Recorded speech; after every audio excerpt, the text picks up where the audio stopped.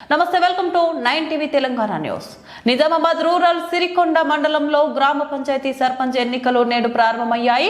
ఉదయం నుంచే పోలింగ్ కేంద్రాల వద్ద ఓటర్లు ఉత్సాహంగా పాల్గొంటున్నారు. ఎన్నికలు ప్రశాంతంగా నిష్పక్షపాతంగా నిర్వహించేందుకు ఎన్నికల అధికారులు మరియు పోలీసులు కట్టుదిట్టమైన ఏర్పాట్లు చేశారు. ప్రజాస్వామ్య పండుగలో భాగంగా ప్రతి ఒక్కరూ తమ ఓటు హక్కును వినియోగించుకోవాలని అధికారులు విజ్ఞప్తి చేశారు.